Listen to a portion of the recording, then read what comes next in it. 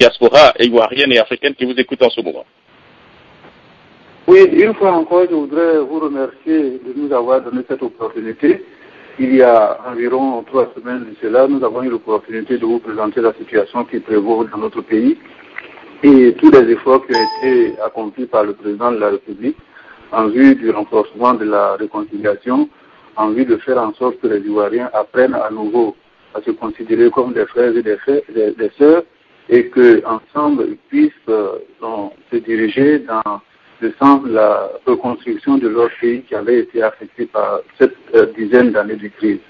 Et je vous ai dit aussi que l'ambassade, vous pouvez la considérer comme votre maison et que les ambassadeurs sont vos frères et sœurs, aussi bien au niveau de Washington qu'à travers tous les pays où la Côte d'Ivoire est représentée et que nous sommes à votre écoute, nous sommes disposés à faire en sorte que vous puissiez vous retrouver à l'ambassade, apporter votre contribution et puis répondre à l'appel que le président de la République vous avait lancé lors de son passage ici aux États-Unis.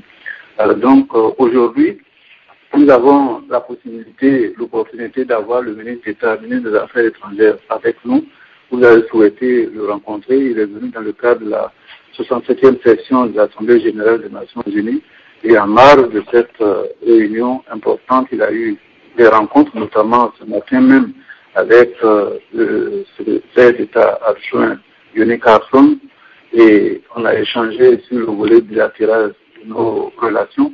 Et comme vous avez souhaité le rencontrer, le ministre a pu se dégager pour être à votre écoute. Donc, dès que vous le souhaitez, je vous le passe pour qu'il puisse échanger avec vous. Merci beaucoup, Excellence.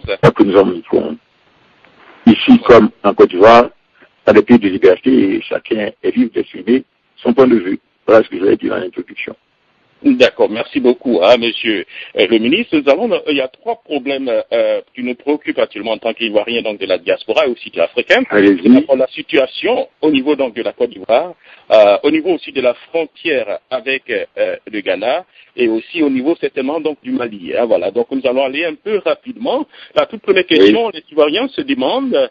La Côte d'Ivoire traverse des moments assez difficiles et par la même occasion, M. Alassane Dramane Ouattara, qui a pris le pays dans une situation difficile, est toujours donc obligé, afin de partir de la Côte d'Ivoire pour aller chercher des investisseurs. Alors, les Ivoiriens aimeraient donc savoir, est-ce que vous avez certainement un programme aujourd'hui pour garantir un peu la sécurité des Ivoiriens et des personnes qui vivent en Côte d'Ivoire?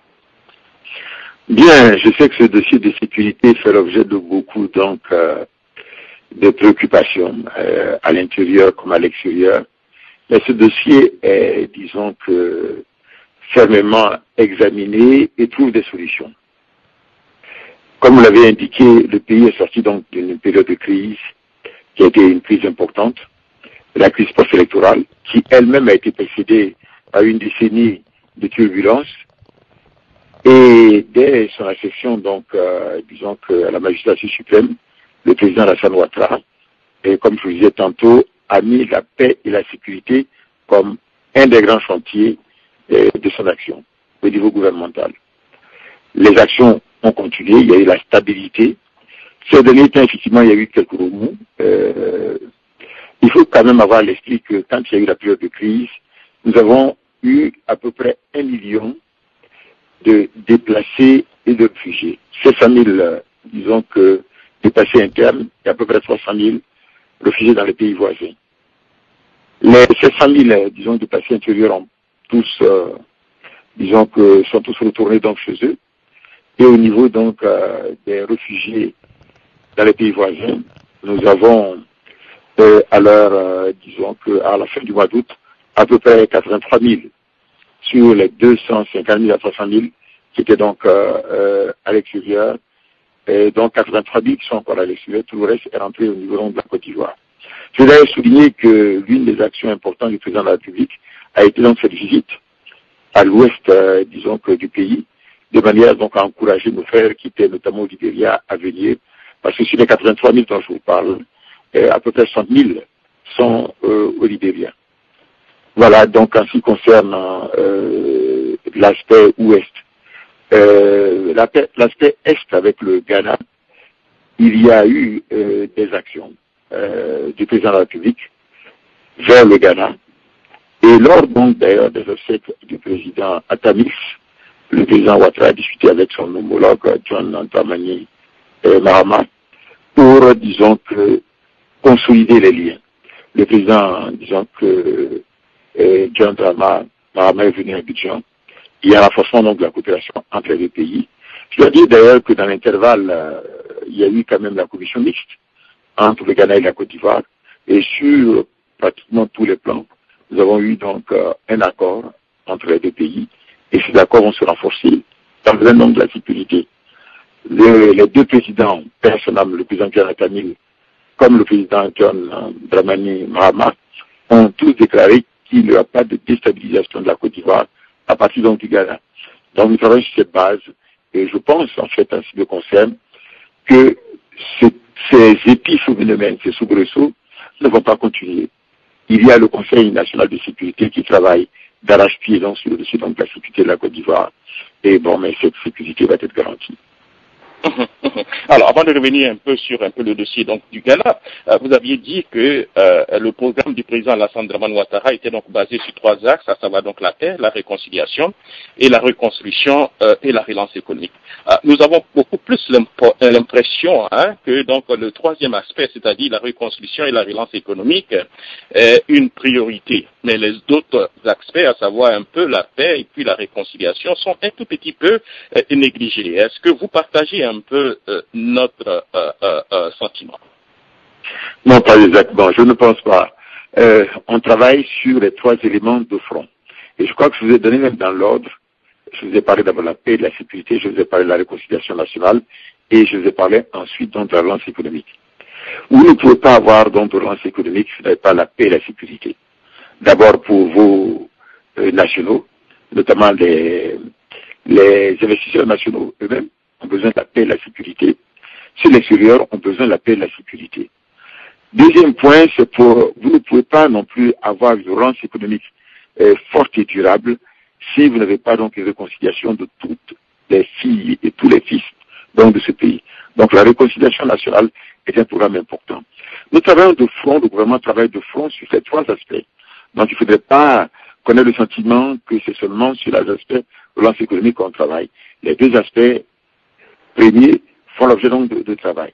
Certes, vous ne pouvez pas non plus avoir, même si vous avez la paix et la sécurité, si vous avez donc la réconciliation nationale, elles ne pourront pas durer si vous n'avez pas aussi donc la relance économique. Voilà. Cette relance économique est en bonne voie. Effectivement, ce pays va connaître une croissance de entre 8 et 9% positif cette année 2012. Et comme vous le savez, le président Ouattara a pour ambition de faire de ce pays un pays émergent en 2020. C'est la raison pour laquelle, probablement dès l'année prochaine, la croissance va atteindre les 2 chiffres, c'est de 10%. C'est important que nous mobilisions et les investisseurs intérieurs et les investisseurs extérieurs. Maintenant, sur le deuxième chantier de la réconciliation nationale, vous savez en fait que le Premier ministre Charles Konan-Banny a été chargé donc de ce dossier et que ce dossier doit se faire dans un délai de 2 ans. Beaucoup d'actions ont été faites, mais je sais que les Ivoiriens sont comme des saint Thomas, tant qu'ils n'ont pas touché les choses de manière concrète sur le terrain, ils se diront rien n'est fait. Mais un travail de soubassement important qui est fait sur les 2 chantiers.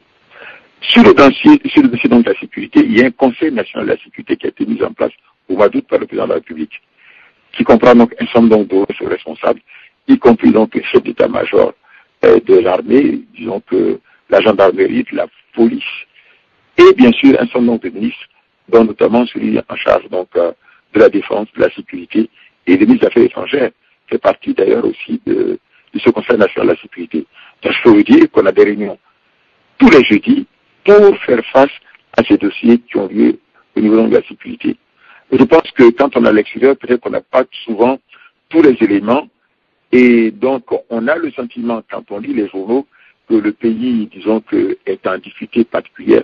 Mais je peux vous dire que ceux qui sont sur place notent quand même qu'il y a une, disons que, stabilité et sécurité très importante. Voilà ce que je vais dire un peu sur cette question. Oui, M. Charles Konan-Banny, qui est donc le président de la commission Dialogue Vérité, ne semble pas tout à fait partager un peu votre point de vue, puisqu'il dit que notre pays est menacé, et il dit que ce sont donc les responsables politiques qui menacent un peu la paix. Est-ce que vous avez un commentaire par rapport un peu à cela? je ne suis pas certain qu'il ait dit de cette façon. Je pense qu'il a souhaité que tous les responsables politiques travaillent, disons que la main dans la main pour aider à la réconciliation nationale. C'était, si j'ai bien compris, ce qu'il a souhaité dans ce domaine. Et c'est d'ailleurs ce que souhaite le gouvernement. N'oubliez pas qu'il y a eu plusieurs rencontres entre le gouvernement et les anciens responsables, disons que, du parti au pouvoir d'alors, pour justement arriver à former un bloc pour repartir au niveau du pays. Je voudrais rappeler que le président Ouattara lui-même a reçu, après le ministre donc de la, disons que de l'Intérieur, le ministre d'État, le ministre de l'Intérieur, les membres d'opposition pour leur parler. N'oublions pas aussi que le premier ministre Soro, en son temps, l'actuel président de l'Assemblée nationale, a rencontré donc l'opposition. Et ça veut dire que le premier ministre actuel, le premier ministre Aoussou Jano, a, lors du séminaire de Grand Bassam, rencontré, disons que cette opposition, de manière à les inviter à travailler ensemble. Je voulais d'ailleurs dire qu'il y a quand même des avancées, mais vous savez, quand il reste toujours quelque chose, on oublie ce qui a déjà été fait. Vous savez en fait qu'une bonne partie de l'opposition a participé aux élections donc des législatives et un certain nombre ont été élus sous la barrière donc des indépendants. Ils siègent à l'Assemblée nationale et forment le même groupe. Donc il ne faut pas seulement voir ce qui pose comme condition si le président, l'ex-président Gbagbo n'est pas, disons que de retour en Côte d'Ivoire, ils ne discuteront pas. Je crois d'ailleurs que le nombre de ceux-là sont de moins en moins nombreux. Il faut que nous puissions donc aller de l'avant pour cette réconciliation nationale qui est fondamentale pour, disons que la paix en Côte d'Ivoire. Tant pour ceux qui ont géré donc ce pays en son temps, que pour les nouveaux dirigeants donc de ce pays. Et c'est une main fraternelle qui a été tendue depuis longtemps au niveau donc de cela. Et actuellement d'ailleurs, il y a, disons, de nouveaux contacts qui ont lieu. Je pense que le dossier va avancer. Merci beaucoup. Vous avez parlé un peu donc du Ghana. Le président par intérim, M. Atamine, c'était donc à Abidjan il y a déjà quelques semaines. Apparemment, nous avons l'impression que sa visite n'a pas servi certainement à grand chose dans la mesure où quand il est rentré, il y a eu des attaques à la frontière donc de la Côte d'Ivoire et la frontière de la Côte d'Ivoire avec le Ghana a été fermée. Alors, les Ivoiriens aimeraient savoir exactement pourquoi la frontière a été fermée. Bon, je crois que c'est un lapsus. Il ne s'agit pas du président Atamid, il s'agit donc du président John Dramani. Excusez-moi, voilà. Voilà, je vous en prie. Voilà, c'est le président John Dramani, effectivement, qui est venu effectivement en Côte d'Ivoire. Comme je vous l'ai déjà dit, nous avons beaucoup travaillé avec eux. Et sur ce dossier, il y a des avancées importantes. Et je l'ai déjà dit qu'il y a eu même une commission mixte qui a sorti d'excellents résultats pour le renforcement de la coopération entre donc le Ghana et la Côte d'Ivoire. Mais vous savez qu'il peut y avoir des soubresauts. Des gens sont à la frontière, passent la frontière pour attaquer. Vous savez que les frontières dans nos pays sont des frontières poreuses. Vous le savez très bien. Et ce sont des frontières qui sont assez longues. On ne peut être partout à la fois. Au niveau des deux gouvernements, nous travaillons main dans la main de manière à pouvoir enrayer cela. Il est évident que la fermeture de la frontière était pour permettre à nos troupes, disons que d'empêcher ces actions, comme ça a été fait d'ailleurs avec le Libéria. Vous savez, la zone du Libéria était la première zone qui était la zone la plus attaquée. Cette zone est devenue calme. Il y a un déploiement donc de 4 forces là-bas, à la fois de l'ONUCI, disons que de la MINUS de l'autre côté, au niveau du Libéria, des forces libériennes et des forces ivoiriennes, qui ont permis donc de stabiliser cette zone. Ce travail va se faire sur la frontière est aussi avec le Ghana, mais de manière conjointe. Le peuple du Ghana est un peuple frère, et vous le savez très bien. Et les deux présidents, Jonathan Hill et Assonam, et le président John Dramani Mahama, ont déclaré qu'il ne peut pas avoir de déstabilisation de la Côte d'Ivoire à partir du Ghana. Nous le croyons, puisque nous travaillons ensemble de manière à faire en sorte que ce dossier puisse avancer. Mais c'est un élément donc technique de fermeture. Il y a eu déjà l'ouverture au niveau aérien et les autres éléments vont continuer. Et il faut une normalisation. Vous savez, en fait, qu'actuellement, nous sommes en train de faire, disons une autoroute qui va rejoindre Abidjan, Grand Bassam et qui va continuer jusqu'à la frontière, à Noé. Mais si d'aventure nous ne voyons pas le long terme dans ce domaine là-bas, le moyen long terme, cette autoroute n'aurait pas commencé.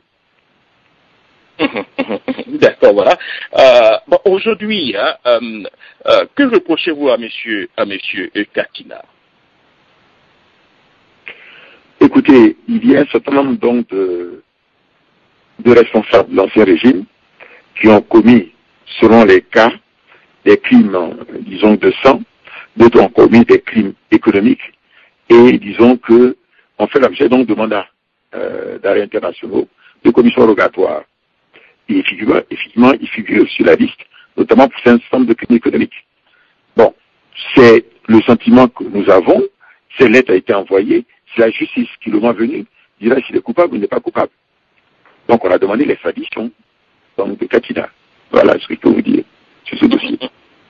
Mais au niveau donc du Ghana, il pense que M. Katina bénéficie quand même de l'asile un peu politique. Est-ce que cela ne va pas un peu compliquer un peu son extradition et puis aussi brouiller les bonnes relations que nous avons jusqu'à présent avec le Ghana? Moi, je vous ai toujours dit, il ne peut pas, pour une personne donnée, avoir, disons, que des difficultés entre le Ghana et la Côte d'Ivoire.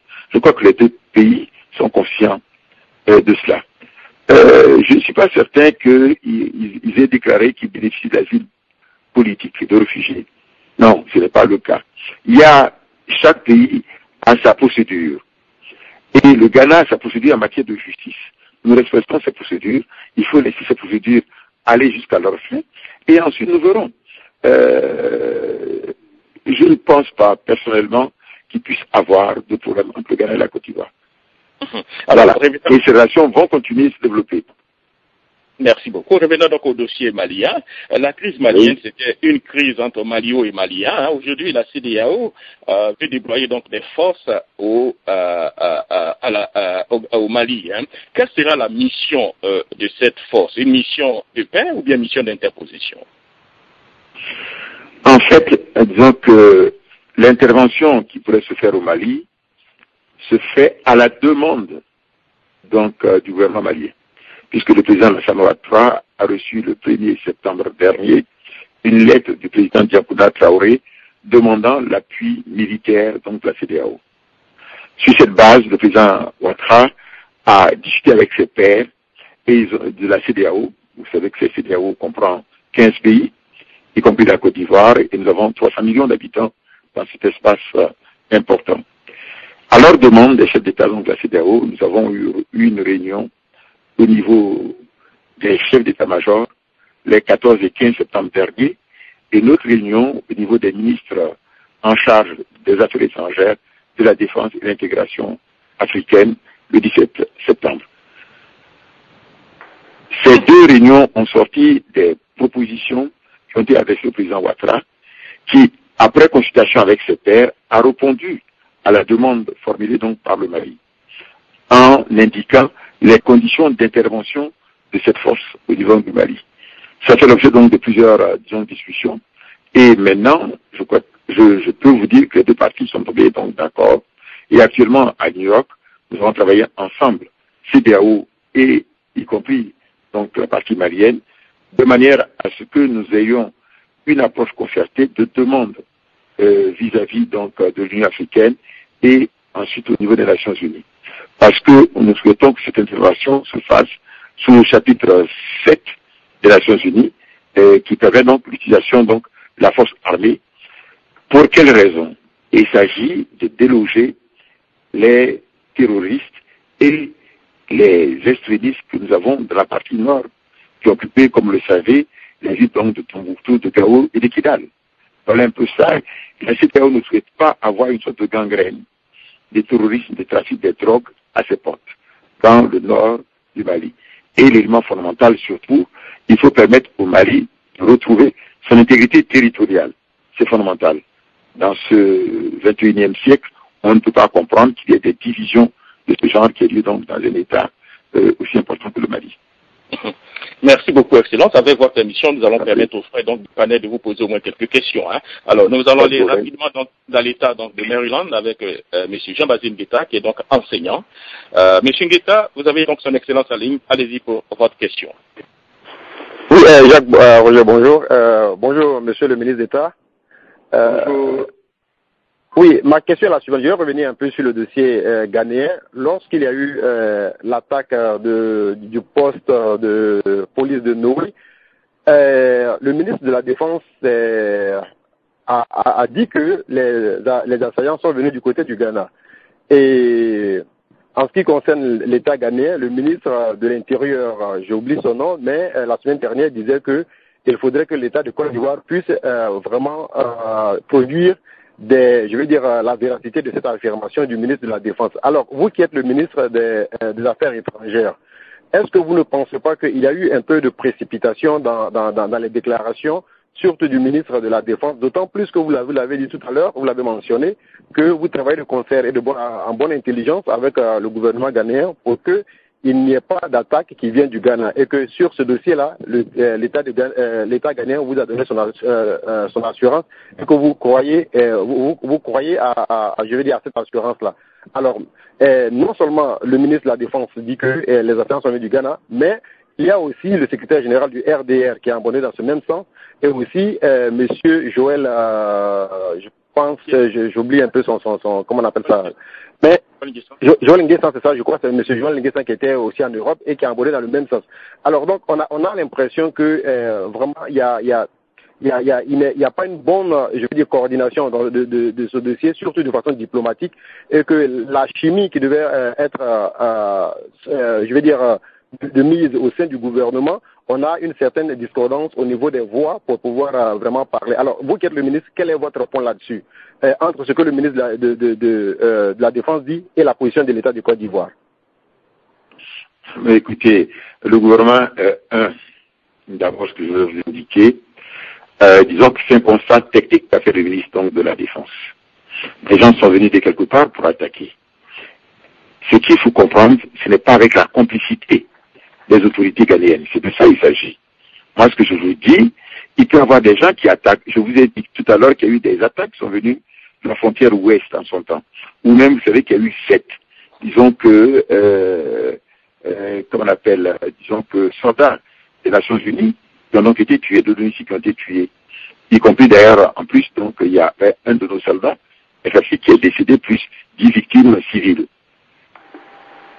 Des gens peuvent passer la frontière pour pouvoir attaquer. Ça veut dire que c'est l'État concerné à attaquer. C'est ça qu'il faut comprendre. Ce que moi je vous dis, des gens peuvent être venus du Ghana pour attaquer. Ce n'est pas le gouvernement ghanéen qui a favorisé cela. C'est ça qu'il faudrait comprendre. Les gens passent d'une frontière à l'autre. J'ai indiqué tout à l'heure, donc, à M. Roger, Jacques Roger tout à l'heure, qu'on a des frontières qui sont poreuses. Vous le savez très bien. Et chacun, il y a 1000 sentiers qui relient donc nos différents pays. Les gens peuvent être passés par à gauche ou à droite pour attaquer, disons que ces positions-là. Bon, ce qui est important, et je pense que c'est ça qu'il faut retenir, c'est que les deux gouvernements, à la fois ghanéens et les gouvernements ivoiriens, travaillent de concert pour permettre de rendre non perméables ces frontières. Et la partie ivoirienne a commencé déjà à prendre les discussions donc, dans ce domaine, ce qui va être fait en temps opportun au niveau de la partie ghanéenne, de manière à ce que, je vous ai déjà dit, ces deux pays ont des liens séculaires, des liens même de sang, et ce n'est pas ces éléments-là qui vont pouvoir brouiller donc la qualité de nos relations. Nous pensons plus loin, plutôt une coopération de qualité dans différents domaines. Je vous ai parlé de l'autoroute, il peut y avoir le chemin de fer, il peut y avoir une fourniture d'électricité au Ghana. Ces éléments-là sont importants, c'est beaucoup plus important que ces actions que quelques-uns veulent mener pour donner le sentiment d'instabilité et vouloir brouiller donc le démarrage important de l'économie ivoirienne. Mais ils ne réussiront pas, vous le savez très bien. Et vous verrez bien que dans quelque temps, tout cela va se calmer. Voilà ce que je vais vous dire. D'accord. Jacques Roger, je vous pose une autre question, avec votre permission. Oui, nous n'avons pas assez de temps. Allez-y rapidement. On n'a pas assez de temps. Rapidement. Oui, d'accord. Monsieur le ministre d'État, je vous ai surtout sur le dossier Katina. Vous avez tout à l'heure dit qu'on reproche à M. Katina, il y a eu des crimes économiques qui ont été causés, surtout dans le domaine de M. Katina. On pense surtout à la casse de la BCAO. Mais si nous dressons le parallélisme des formes, il y a eu aussi la casse de la BCAO de Bouaké, il y a eu la casse de la BCAO, dans les zones qui étaient contrôlées par les rebelles en son temps. Et donc, jusqu'à aujourd'hui, je ne suis pas sûr qu'il y ait un dossier qui a été je veux dire, instruits dans ce sens-là pour pouvoir aussi interpeller ceux qui ont, à l'époque, il y a 10 ans de cela, ont cassé ces mêmes banques de l'Afrique de l'Ouest. Alors, quel est votre sentiment là-dessus? Bon, je pense qu'il faut se référer à ce que le président Ouattara a indiqué. Il a dit ceci: sur les dossiers de justice, tous ceux qui ont commis des crimes de sang et des crimes économiques seront donc poursuivis. Voilà. Il y a eu déjà la commission d'enquête nationale qui a, disons que, sorti un premier élément. Je pense que les gens des deux bords sont concernés par ce dossier. Je pense que si vous avez des gens qui ont commis des crimes, ces gens-là seront donc poursuivis. Et justice sera donc rendue. L'élément fondamental, nous avons dit réconciliation, oui, il faut aller vers la réconciliation, mais il faut rendre la justice. La justice d'abord aux victimes, c'est important. Vous ne pourrez pas rebâtir ce pays s'il n'y a pas de justice qui est rendue aux gens. Et si les gens ont le sentiment que l'impunité va, disons que, se développer. Voilà. Donc, tous ceux qui sont concernés par ces dossiers seront donc poursuivis. Voilà ce que je peux vous dire à ce sujet. Voilà. Il y a une petite... Oui, d'accord, allez-y. Voilà. Merci beaucoup, hein, monsieur le ministre. Nous allons aller du côté donc, de Paris. Hein, d'accord, ok. Voilà, on doit aller donc du côté donc de Paris pour avoir donc le docteur Jean-Aimé Mouketou. S'il vous plaît, limitez vos questions. Une seule question, puisque nous avons beaucoup de frères en ligne et monsieur le ministre n'a pas assez de temps. Alors, docteur Jean-Aimé Mouketou, allez-y pour votre question. Oui, bonjour, monsieur le ministre. Oui, bonjour, monsieur Jean. Oui, on vous écoute. Alors, je voudrais justement, vous venez de dire des mots très important en disant que rendre la justice au pays, c'est un élément essentiel. Comment allez-vous rendre cette justice dans votre pays, la Côte d'Ivoire, qui reste un grand pays au niveau du continent africain, avec des responsables qui sont dans la haute administration ivoirienne et qui ont commis des crimes à l'instar du président de l'Assemblée nationale? Bon, écoutez, là, oui, allez-y, terminez votre phrase. Oui, je crois que la phrase a été terminée, voilà. D'accord, ok, d'accord. Mais écoutez, ça c'est une opinion que vous avez donnée. Il faut qu'il y ait, parce que vous dites, il y a des gens qui ont commis des crimes et vous citez donc le président de l'Assemblée nationale. Si les rapports, et je vous ai déjà dit ce que le président de la République a dit à plusieurs reprises, si des gens ont commis des crimes, et si les polices ont commis des crimes, ces gens seront poursuivis, quel que soit leur positionnement. Voilà ce qu'il a indiqué à ce sujet. Mais il ne faut pas se mettre, disons que pour dire, telle personne a commis un crime sans preuve. Vous voyez ce que je veux dire? Il faut qu'il y ait, je vous ai dit, la commission d'enquête a déjà fait un travail. S'il y a d'autres éléments qui peuvent être apportés pour dire telle personne a commis tel crime, ben, écoutez, ces gens là-bas seront poursuivis par la loi. Mais il ne faut pas dire parce que telle personne est ceci, cette personne a commis tel crime. Voilà, c'est ce que je voulais vous dire. On vous donne le principe qui a donc été arrêté. Des enquêtes ont été faites. Des poursuites seront donc engagées sur la base de faits à prouver. Voilà ce que je peux vous dire un peu sur ces questions. Donc, ici, vous direz que ce n'est pas tellement ça le problème. Le problème, qu'il y ait des faits, rien que des faits. Voilà. Et une question courte, docteur Mouketou, allez-y rapidement pour une deuxième question, rapidement. Oui, rapidement. Monsieur le ministre, j'ai lu votre biographie. Vous êtes un personnage politique très expérimenté. Vous avez occupé beaucoup de fonctions ministérielles, même à l'époque du président Houphouët-Boigny, paix à son âme. Je voudrais vous poser la dernière question qui est la suivante. Comment, avec le soutien des instances internationales que vous avez reçues, l'ONU, les grandes puissances du monde, pourquoi votre gouvernement est dans une situation d'incapacité d'enraciner la démocratie en Côte d'Ivoire et d'assurer la réconciliation totale? Avez-vous les nouvelles du président Laurent Gbagbo Koudou? C'est ma dernière question. Merci. Bien, mais je pense que là, c'est un jugement subjectif. Quand vous dites que le gouvernement est dans l'incapacité d'assurer donc la réconciliation nationale. Vous savez, ce que je peux vous dire, bon, d'abord la question que vous avez posée, l'autre question, je la dis rapidement, est-ce qu'on a des nouvelles du président Laurent Gbagbo? Oui, il était, vous savez, il est à La Haye. Donc c'est ce qu'on a comme élément. On n'a pas d'élément particulier, il doit passer un jugement en temps opportun. Ces avocats ont introduit donc un certain nombre de demandes, donc de délais. C'est la Cour qui est souveraine qui examine cela. Maintenant, je ne pense pas que le gouvernement en ait capacité. Je l'ai dit tout à l'heure, il y a 3 axes importants d'action au niveau du gouvernement. Paix, sécurité, réconciliation nationale, relance économique. Mais vous savez, ce pays a traversé des turbulences importantes depuis 2000 jusqu'à 2010. Le gouvernement est en place depuis moins de 2 ans. Il y a un travail gigantesque qui a été abattu. Peut-être vous êtes à l'extérieur, vous ne vous rendez pas compte de ce travail. Allez à Abidjan, vous allez vous rendre compte que la ville a changé. Le pays a changé, dans le bon sens, je veux dire.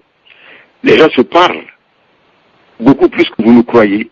Je sais que quelquefois, donc, comme on dit que le train qui arrive à l'heure, ça n'intéresse personne. Mais c'est le train qui arrive en retard dont on parle, les journalistes. De même, dans un pays, tout ce qui va, on n'en parle pas. Mais il faut juste qu'il y ait un problème à gauche, à droite, on en parle. Et on met ça en exergue. Ce qui est important, c'est la tendance de fond du pays. Le pays va vers la réconciliation. Le pays est de plus en plus sûr et stable. Le pays est en train de connaître une croissance importante, je l'ai déjà dit, à une croissance qui sera de 8 et 9%. Les Ivoiriens retournent, disons que à l'école. Vous savez que le pays a consacré 100 milliards de francs CFA pour rénover toutes les universités au niveau de la Côte d'Ivoire, que ce soit donc à Abidjan, disons que Boaké, à Daloa ou à Korogo. Les choses reviennent. Il y a un travail immense qui est en train de se faire, de manière à permettre à la Côte d'Ivoire à nouveau de jouer son rôle de vitrine à la fois politique, économique, et culturel et social. Et l'aspect politique est important, et je concède avec vous que l'aspect réconciliation est un élément fort. On ne peut pas rebâtir ce pays s'il n'y a pas de la réconciliation nationale.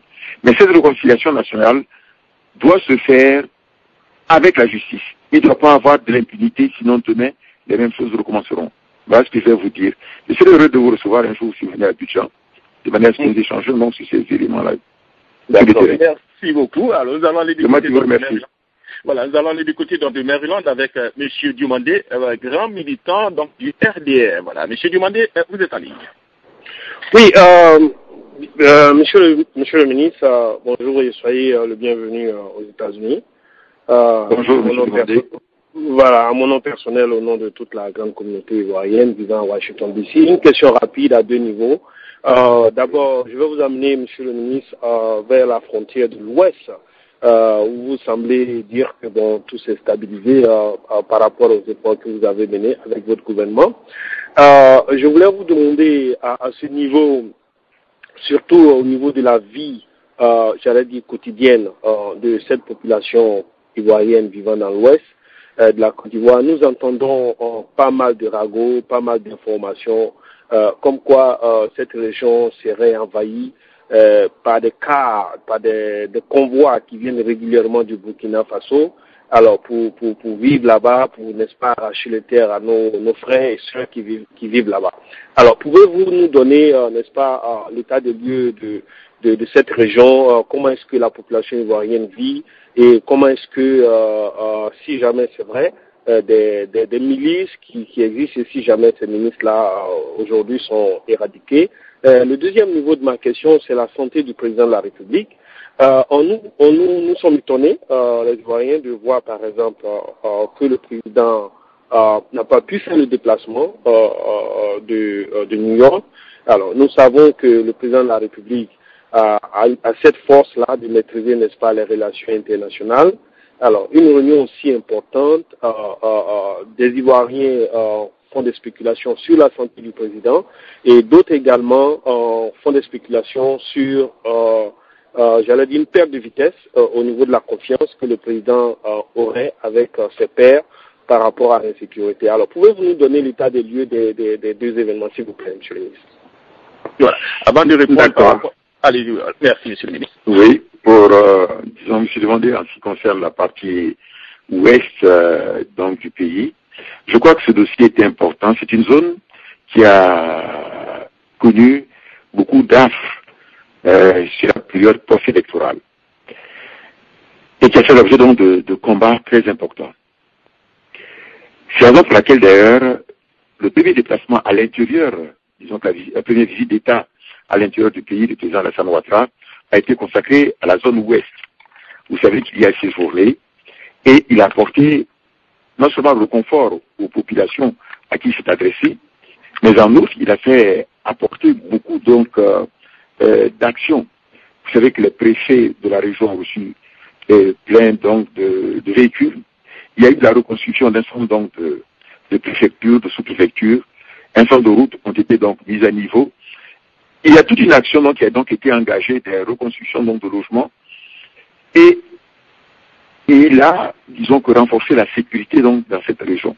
Donc ces actions-là sont vraiment importantes, sont amplifiées par la suite par le gouvernement.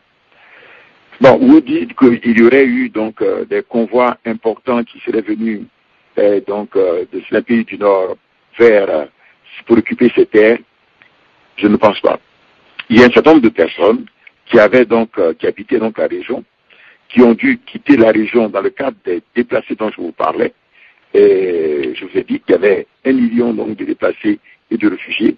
Ces déplacés sont revenus, disons que dans la région, parce qu'il y avait des activités, sont revenus à ce niveau là-bas. C'est ce que je crois savoir, c'est surtout ça. On ne peut pas arracher des terres à des gens, ce n'est pas normal. Si vous avez des cas précis, comme l'indique, et donc, disons que solution s'est apportée donc à ces différents dossiers. C'est ça, je voulais vous dire un peu sur le premier point que vous avez évoqué. La région de l'Ouest fait l'objet d'attention particulière du gouvernement, parce que c'est une zone qui a été beaucoup fragilisée, qui a été beaucoup meurtrie, et il faut faire en sorte que nos frères de l'Ouest retrouvent et la sécurité et surtout le développement. C'est important, et beaucoup d'actions donc du gouvernement ont fait cette région. Je vais d'abord dire d'ailleurs qu'au niveau économique, cette région va connaître d'ailleurs une avancée particulière. Vous savez, en train de pousser le dossier de l'Ouest en ce qui concerne l'exploitation du minerai de fer de l'Ouest, et ligne du chemin de fer est en cours de discussion, peut-être finaliser bientôt, qui partait donc de Saint-Pétersbourg vers les mines du Mont Kaouyo, et qui pourrait donc apporter donc le développement. On le fait d'ailleurs en synergie avec nos frères donc guinéens, de manière à ce qu'on puisse exploiter donc ce minerai de fer du Mont Limba et du Mont Kaouyo, et apporter le développement dans toute cette région concernée. Alors, sur la deuxième question, les déplacements du président donc, de la République sur New York, quand le président de la République se déplace, on dit qu'il se déplace trop. Quand il ne se déplace pas, maintenant, on veut spéculer sur le problème de sa santé ou d'autres considérations, perte de vitesse, vous avez indiqué vis-à-vis de la communauté internationale. Donc, je ne pense pas du tout que ce soit le cas. D'abord, il se porte très bien. Vous pouvez le voir intervenir régulièrement. D'abord, le samedi qui précédait donc notre départ, il était d'ailleurs, disons que, à Boisflé pour lancer un grand chantier, celui donc du pont de Boisflé qui relie, comme chacun sait, Boisflé à la région donc de Saint-Fra, à la région donc de Daloa. C'est un élément important. Et il a donc un certain nombre de chantiers importants sur lesquels il y travaille. Il nous a délégué le ministre donc de l'intégration africaine, Ali Koulibaly, le ministre Sangafoua de l'agriculture, et nous-mêmes d'être ici pour le représenter sur ces dossiers, comme on a eu à le représenter au niveau de la communauté internationale. Je ne pense pas qu'il serait considéré comme un problème de perte de vitesse ou bien de manque de coopération avec la communauté internationale. Bien au contraire. Si cette communauté internationale se précipite souvent à Abidjan, vous savez qu'il y a Mme Hélène Clark, disons que qui était à Abidjan avec nous.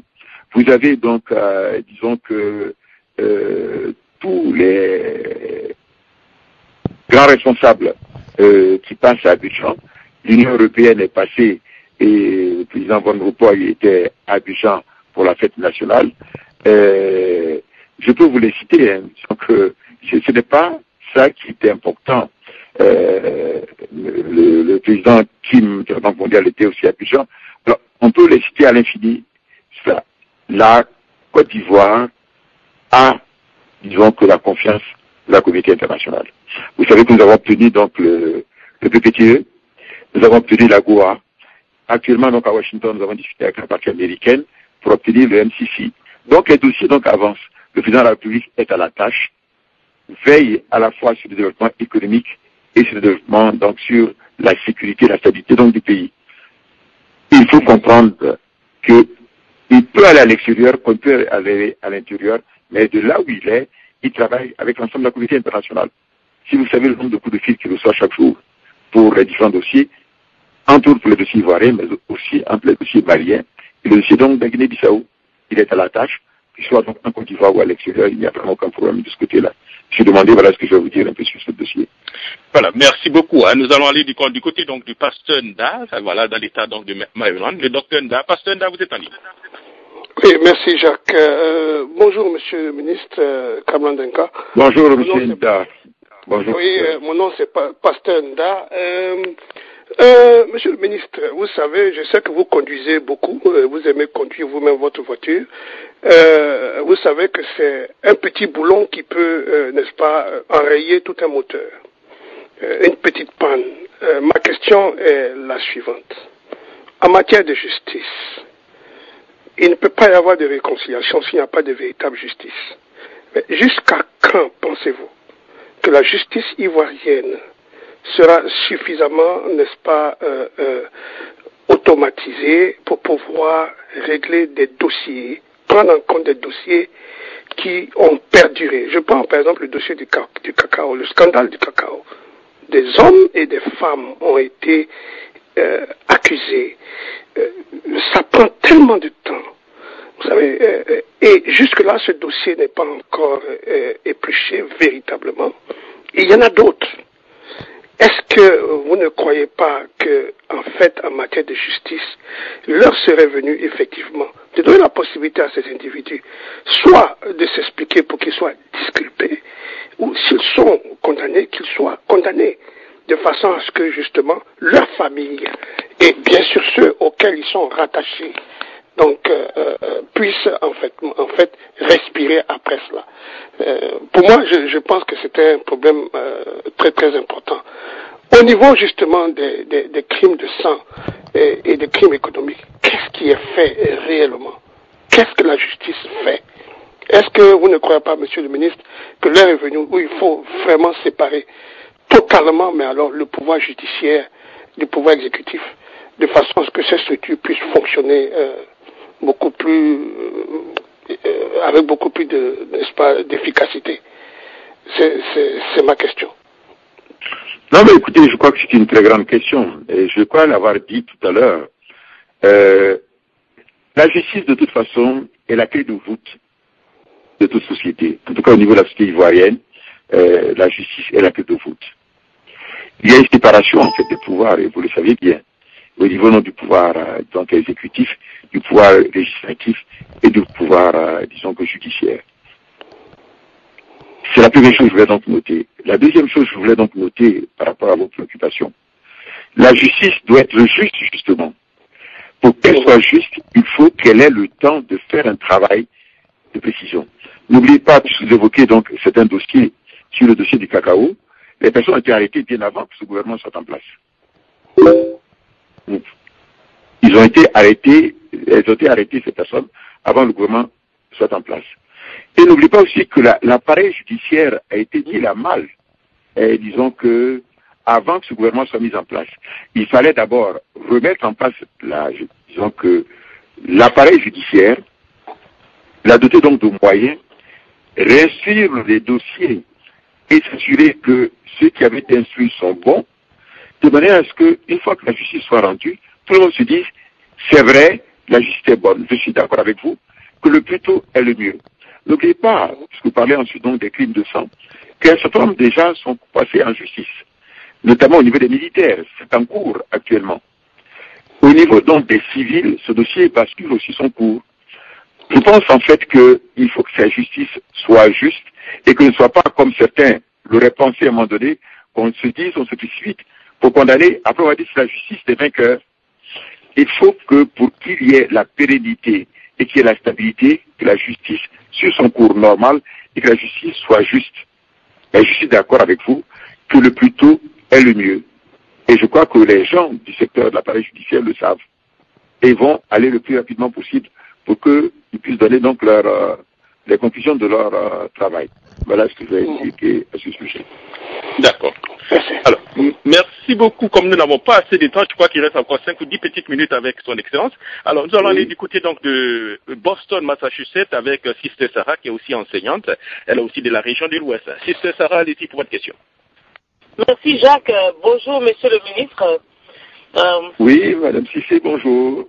Voilà, alors je voudrais que vous vous souveniez de mon nom parce que vous avez dit que si on arrivait à Abidjan, on pouvait vous rencontrer pour discuter. Parce que la secrétaire me laisse traîner au secrétariat comme une mange-mille, hein. Voilà. D'accord, écoutez, venez faites aussi. Peut-être il faudrait le faire avant d'arriver parce que comme on se déplace beaucoup, il est important qu'on le sache. Pour que si on est là, on puisse vous recevoir. Si on n'est pas là, qu'un de nos collaborateurs de niveau élevé puisse vous recevoir. Il n'y a pas de problème. D'accord, monsieur le ministre. J'attendrai que vous soyez là. Merci beaucoup. Alors, la deuxième chose que je voulais dire, c'est que quand vous retournerez en Côte d'Ivoire, je souhaiterais que vous dites au président Ouattara que si Sarah lui dit merci d'avoir décliné un voyage cette fois-ci pour rester au pays. Je suis l'une des personnes qui combat viralement ou bien virilement ces déplacements, ces nombreux déplacements. Et je crois que c'est une très bonne décision qu'il a prise de rester au pays un peu. C'est bien pour nous. Alors voici ma question, monsieur le ministre. Vous êtes un militant du PDCI. Nous vous connaissons tous comme un doyen du PDCI. Comment est-ce que vous voyez ces derniers événements au sein du PDCI avec la demande de la jeunesse qui tape fort à la porte pour avoir un congrès? Comment est-ce que vous voyez donc ce désir-là de rénover un peu les instances de direction de votre parti? La dernière fois, j'ai dit au ministre DG m'a dit que est-ce qu'il n'est pas temps qu'on se débarrasse un peu des vieux, il s'est fâché, mais bon, je vous dirai pas ça à vous, mais comment est-ce que vous voyez la chose? Et puis la deuxième question, et c'est la dernière, en tant que ministre des Affaires étrangères, comment est-ce que vous envisagez votre relation avec la diaspora ivoirienne et puis la réconciliation au niveau de la diaspora? Quel est le programme que vous avez pour cette diaspora-là? Merci, monsieur le ministre. Merci, madame Cissé. D'abord, premier commentaire sur... Sister Sarah. Voilà. Sister Sarah. Sister Sarah, voilà. Sarah. Ah, d'accord, ok. Voilà, je ne suis pas d'accord. Non, il n'y a pas de problème. J'avais mal entendu. Donc, le nom au niveau du... Non, il n'y a vraiment pas de problème. Du nord, du sud, ou de l'ouest, ou de l'est, du centre, c'est le même pays, il n'y a vraiment pas de problème. Non, il n'y a pas de problème. Vous nous faites signe, comme je vous l'ai déjà dit. Première chose, commentaire, vous dites que pour le président de la République, je dis que qu'il soit donc au pays, qu'il soit donc à l'extérieur, il travaille pour le pays. C'est important. Et quand il va à l'extérieur, c'est pour mobiliser la communauté internationale en faveur de la Côte d'Ivoire. Vous savez, ce pays avait perdu ses repères vis-à-vis de la communauté internationale. Le pays était mis au banc de la société. Il était important que le pays renoue avec d'abord ses voisins et ensuite avec la communauté internationale. Vous savez qu'on a renoué avec la sous-région.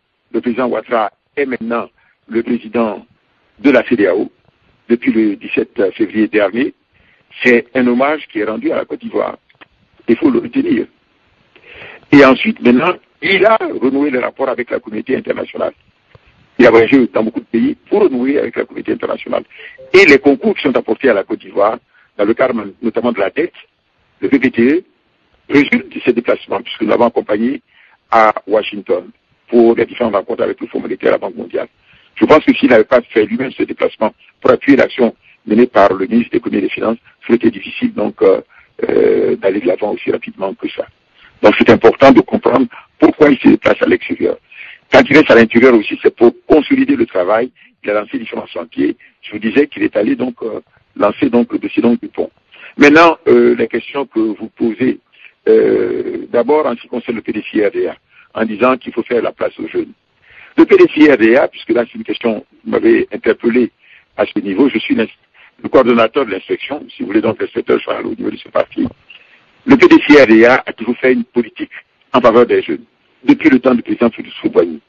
Vous avez parlé du Madi, demandez donc à son groupe, lui, le président, le ministre Didier Madi, secrétaire général du PDCI-RDA, disons des personnalités comme l'ambassadeur EUI, et tout ça, ils sont rentrés très jeunes, en occupant des fonctions importantes au PDCI-RDA. Il y a toujours eu, au niveau du PDCI-RDA, disons que la persistance, disons que, à la fois des jeunes, des moins jeunes et des vieux, si vous voulez. Les jeunes et les vieux, je vais vous donner une image. C'est un peu comme le moteur et le frein dans une voiture. Il faut les deux éléments. Si vous avez un véhicule dans lequel vous avez un moteur seul, avec des jeunes qui s'en vont, vous risquez de le retrouver peut-être dans le décor. Si vous n'avez que des vieux qui freinent le mouvement, la voiture ne veut pas bouger. Il faut les deux éléments. À la fois, disons que l'activité qui est lancée, qui est poussée par les jeunes, mais aussi le contrôle, l'appui qui est apporté, la sagesse par les vieux. Ça a toujours été comme ça au niveau de PDCRDA. Vous voyez, et ça va continuer dans ce domaine. À chaque, disons que congrès, vous avez des rentrées donc des jeunes au niveau du parti, des jeunes et des femmes. Parce que vous ne devez pas oublier aussi les femmes. C'est important au niveau des partis. Et je vais donc le souligner. Ce sera la même chose au congrès prochain, qui est en cours d'être préparé, de manière qu'à la fois et les jeunes et les femmes, disons que aient une entrée forte au niveau donc du parti. Vous savez en fait que dans le pays lui-même, plus de la moitié donc de la population, on parle même de 60%, est constituée donc de jeunes.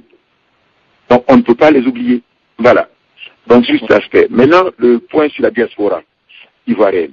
C'est un dossier très important du président de la République. Nous avons envoyé des missions déjà pour préparer le recensement de la diaspora. Parce que les chiffres qu'on vous donne actuellement naviguent entre 500 000 et 2 millions. La plage est trop large pour faire l'objet donc de validation. Donc il y a un travail qui est en cours, qui va se finaliser en 2013, où nous saurons combien d'Ivoiriens nous avons donc à l'extérieur dans tous les pays du monde. À la fois au niveau donc du sexe, de l'âge, et disons que de l'activité menée. Et nous allons avoir, disons que, une rencontre de la diaspora ivoirienne en 2013, dans le premier semestre de l'année 2013 à Abidjan, où toute la diaspora sera donc présente pour que nous puissions donc échanger sur leurs désirs, sur ce que cette diaspora peut apporter au niveau donc de la Côte d'Ivoire aussi. Et chaque fois d'ailleurs que le président de la République se déplace, puisque souvent je suis avec lui, on rencontre la diaspora. Actuellement d'ailleurs ici à Washington, au moment où je vous parle, à partir de 15 heures, je vais rencontrer différents, je crois 5 groupes de la diaspora ici à New York. C'est vous dire que chaque fois la diaspora joue un rôle important. Je veux aussi indiquer que lorsqu'on a fait les appels à la candidature, la diaspora y a participé. Et cette diaspora souvent l'a emporté d'ailleurs. Vous voyez que le centre, le CPC, le Centre de promotion d'investissement en Côte d'Ivoire, c'est un membre de la diaspora qui l'a emporté. Si nous regardons la SNDI, la Société nationale de développement de l'informatique, c'est bien quelqu'un de la diaspora donc qui l'a emporté. C'est vous dire qu'en fait le pays est un. Que vous savez donc en Côte d'Ivoire comme à l'extérieur, vous devez tous contribuer au développement donc du pays. Voilà ce que je vais indiquer concernant la diaspora. C'est une politique importante. J'ai d'ailleurs une réunion qui va avoir lieu à la fin de l'année, qui concernera pas seulement la diaspora donc ivoirienne, mais qui concernera donc la diaspora donc africaine qui va avoir lieu. La diaspora joue un rôle de plus en plus important dans le développement de nos pays. Il y a des pays dans lesquels les concours extérieurs apportés par la diaspora sont plus importants que les concours apportés par les bailleurs de fonds. Vous voyez, je ne vais pas les citer, mais vous les devinez. Donc c'est important que nous ayons un contact très fort avec nos diasporas et que ces diasporas participent donc au développement donc, du pays. Voilà ce que je vais vous dire. Voilà, merci beaucoup, monsieur le ministre. La dernière question, et puis voilà, nous allons simplement vous libérer. On va aller du côté donc de Maryland avec une très grande militante du PDCIRDA, madame Nyoua. Madame Nyoua, allez-y pour votre question. Merci bien, Jacques. Monsieur le ministre, bonjour. Madame Nyoua. Bonjour, je peux entendre madame Nyoua. C'est bien ça? Oui, c'est elle, c'est la même. Comment allez-vous? Ça va très bien. Ça va. Ok. Okay. Bon, Madame Nyoua, aujourd'hui, a très mal au cœur, cher frère. Oui. Tout ce qui se passe dans notre pays. Et j'aurais seulement 2 questions au niveau de la sécurité intérieure et au niveau économique, pour les raisons que vous connaissez.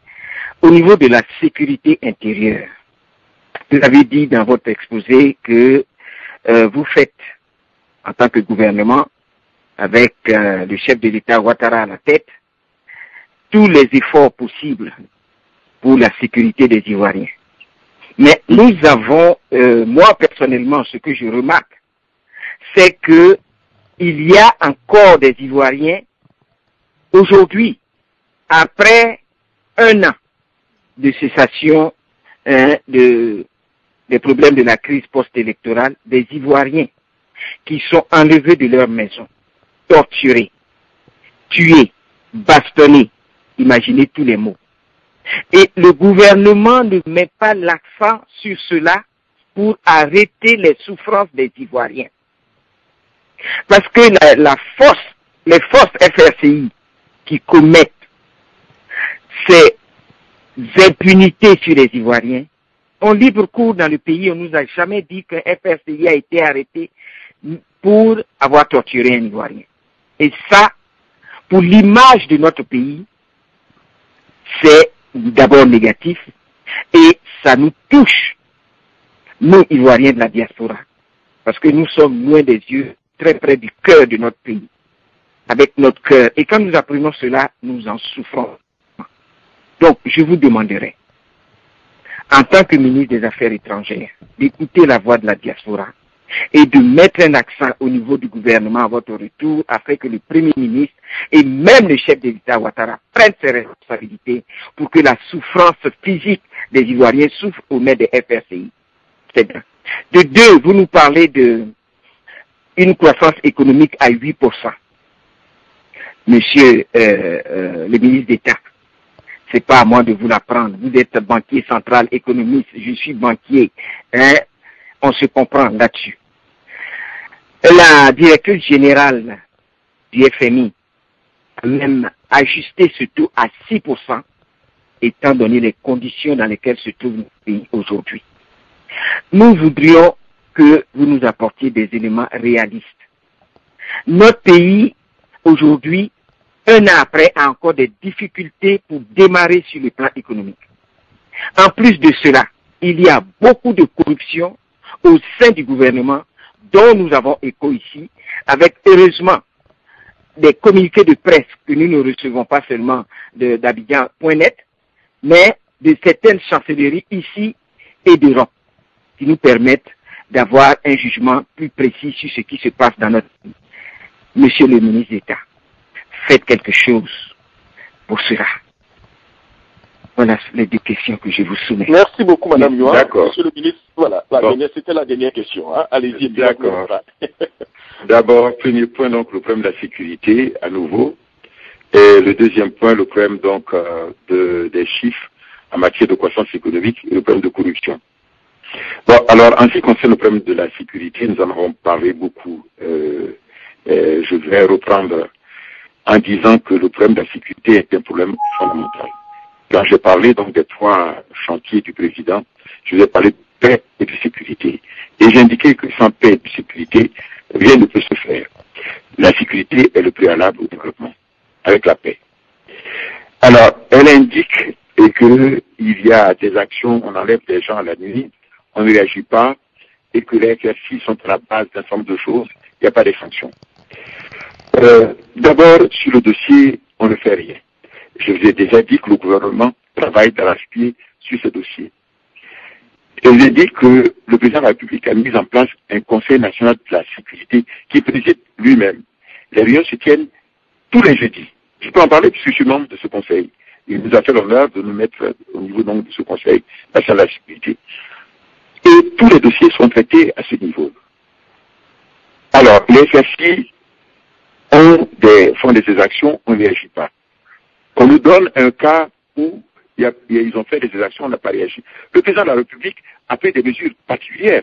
La défense, il y a eu des gens qui ont été emprisonnés, il y a eu donc peut-être qu'on ne fait pas suffisamment de publicité sur les noms de ces personnes là-bas. Mais des gens ont été arrêtés, traduits en justice. On ne peut pas dire qu'on ne poursuit pas ces personnes là-bas. Ce n'est pas du tout exact. Peut-être que si nous retenons l'adresse, je demanderai peut-être à notre ambassadeur, l'ambassadeur Diabaté, de prendre un peu les coordonnées de Mme Nyoa, de manière à ce que nous puissions donc lui envoyer peut-être un papier, ou bien par le biais donc de M. Jacques Auger, l'information sur ceux qui ont été arrêtés ces derniers temps et qui ont donc été, ou des responsables qui ont été donc démis de leur fonction dans le domaine donc de la sécurité, parce qu'ils n'ont pas joué le rôle qui est le leur. on ne peut pas donc, peut-être c'est un problème d'information, il y a des mesures qui sont prises sur ces dossiers. Tous ceux qui commettent des actes qui sont contraires à la loi, quels qu'ils soient, dans ce domaine comme ailleurs, font l'objet donc de poursuites et de sanctions. Voilà donc ce que je veux dire sur ce dossier de la sécurité qui est revenu à nouveau donc au tapis, et sont sur le tapis donc de discussion. Maintenant, concernant le problème de la croissance, madame, j'ai pu comprendre que vous dites que vous êtes banquière et que la croissance ne serait pas de 8%, mais de 6%. Ce que je peux vous dire, vous pouvez, c'est facile d'avoir ces informations. C'est le Fonds monétaire international et la Banque mondiale qui ont fait ces projections. Ce n'est pas la Côte d'Ivoire. Ce sont les données du Fonds monétaire international et de la Banque mondiale qui indiquent que la croissance cette année va se situer entre 8 et 9%. C'est facile à vérifier. Le Fonds monétaire international et la Banque mondiale se trouve à Washington. Vous pouvez écrire demain et vous allez avoir donc leurs projections. Parce qu'ils ont sorti des rapports qui disent ces éléments-là. Voilà. Donc on n'invente pas quelque chose. En ce qui concerne le problème de la corruption, vous indiquez que la corruption, elle existe, elle se développe, peut-être même au gouvernement. Au niveau du gouvernement, ce que je veux vous dire, c'est qu'il y a eu donc une charte d'éthique qui a été signée par les membres du gouvernement. Chaque fois qu'il y a un problème de ce genre, des décisions sont prises.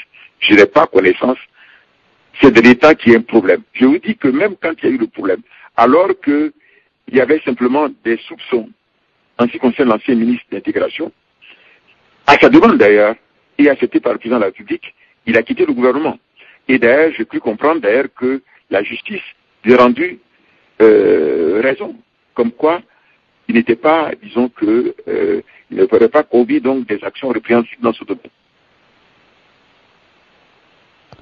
La Banque mondiale avec la Banque africaine de développement, dans leur dernier rapport qui est sorti. Donc il y a des collectifs, qu'on l'indique, et puis on pourra corriger le tir. Mais ce n'est pas le cas. La croissance est forte. Effectivement, l'année dernière, nous avions en 2011 une décroissance, une baisse de croissance de 4,7%. Du fait donc de la crise, puisque le gouvernement n'a travaillé que la moitié d'une année, mais cette année, la croissance est bien entre 8 et 9%. Voilà ce que je vais indiquer sur ce point particulier. Encore une fois, merci. Oui, encore une fois, merci beaucoup, Excellence, de vous prêter quand même aux questions vraiment de vos compatriotes pendant 1 heure du temps. Voilà, c'est quelque chose d'un peu rare, assez rare. Alors, nous donnons pratiquement les 5 dernières minutes pour vous adresser donc à la diaspora, à votre mot de fin, Excellence. Merci beaucoup. Mais écoutez, je voulais d'ailleurs aussi vous remercier d'avoir fait un peu le contact entre nous et nos frères donc des diasporas. Je voudrais d'ailleurs les remercier de leurs questions parce que moi, l'interprétation que je fais, c'est besoin d'informations. Nous allons d'ailleurs travailler davantage avec les ambassades pour que ces informations-là puissent être communiquées par les biais les plus adaptés au niveau de la diaspora ici. J'ai indiqué tantôt qu'au niveau de la diaspora, nous sommes en train de faire, nous avons commencé le recensement qui sera donc terminé en 2013 pour savoir le nombre d'Ivoiriens de la diaspora à l'extérieur. Deuxième chose que je l'ai indiqué concernant la diaspora, c'est que nous allons avoir un forum avec la diaspora en Côte d'Ivoire en 2013, probablement dans le cadre du premier semestre de l'année 2013. C'est important que nous puissions donc discuter avec la diaspora, savoir leurs préoccupations et, disons, savoir l'apport que cette diaspora peut apporter justement à la Côte d'Ivoire. Nous y comptons beaucoup. Et nous savons que cette diaspora, pour la plupart, c'est une diaspora formée, c'est une diaspora donc de haut niveau, et cette diaspora peut être très utile au niveau de la Côte d'Ivoire. Je vais même l'indiquer tout à l'heure en disant que lorsqu'il y a eu des appels à candidature au niveau du CPC, au niveau donc de la FNDI, ce sont ceux de la diaspora donc qui ont emporté donc disons que ces postes importants au niveau donc de la Côte d'Ivoire. Alors, de manière globale, ce que je voulais dire, c'est que le pays est en marche. Le président de la République est à la tâche avec son gouvernement. Il se déplace énormément pour pouvoir, disons, mobiliser la communauté internationale sur la Côte d'Ivoire. Il se déplace aussi à l'intérieur du pays pour aider à la réconciliation nationale et lancer les grands chantiers. Rappelez-vous que les derniers qui ont été lancés, c'est l'autoroute entre Abidjan et Grand Bassam qui va être continuée sur Grand Bassam. C'est l'approvisionnement en eau à partir donc de Boulois. C'est, disons, que le pont entre Yamoussoukro, entre Boisflé et Daloa qu'il a lancé. Bientôt, il va lancer donc les chantiers concernant la route entre Agny-Bléco et à Bengourou. Il va aussi lancer le chantier en ce qui concerne, disons que l'ouest, l'est donc du pays, entre, disons que Bouna et Doropo. Je peux vous les citer, il doit aussi lancer le chantier entre, disons que Danane et Lola, et aussi donc entre Odiélé et, disons que Cancan. Il doit faire aussi la jonction de la route, donc il est allé donc, disons que à la Mecque, dans le cadre donc de l'organisation de la coopération islamique, entre Boundiali et, disons que Odiélé. Donc les chantiers sont immenses et ces déplacements ont permis d'obtenir les financements à ce niveau. Je peux indiquer à titre d'exemple que récemment, nous avons une réunion qui s'est tenue à Abidjan où nous avons pu mobiliser 40 milliards de francs CFA pour l'avance de l'agriculture ivoirienne. Et actuellement, j'étais introduit à la fois ici à New York pour la confirmation d'un certain nombre d'engagements dont on a été pris. Vous voyez, le pays est en chantier. La réalité est celle-là. Que ce soit donc des ponts qui sont en cours, comme le pont Félix Houphouët-Boigny, ou le 4e pont qui doit être fait, en plus donc du 3e pont. Il y a, disons que les hôtels, il y a beaucoup d'activités dans le pays, et c'est ça qui permet donc d'avoir la croissance de 8% dont je vous parle actuellement. Et l'objectif, il faut que les Ivoiriens se pénètrent de ça. Le président Alassane Ouattara est un économiste de grand renom. Il ne dit pas les choses à la légère. La croissance en 2013-2014 va atteindre les 2 chiffres, 10%. Et le pays, c'est son ambition, il veut faire de la Côte d'Ivoire un pays émergent en 2020. Voilà ce que je veux dire au niveau des Ivoiriens. Il faut qu'on se mobilise tous pour l'appuyer donc dans sa tâche et faire en sorte que ce pays là-bas redevienne un pays bon vivre. Merci M. Jacques Roger, et si vous n'avez pas d'autres interrogations, je vous dis à bientôt. Merci beaucoup, Excellence. Voilà, comme l'a vu, voilà, n'ayez pas du tout peur de la presse ivoirienne. Hein, voilà, consultez-nous de temps en temps pour faire passer exactement votre message. Encore une fois, merci beaucoup. Bon séjour aux États-Unis, bon retour. Hein. Merci beaucoup et à bientôt.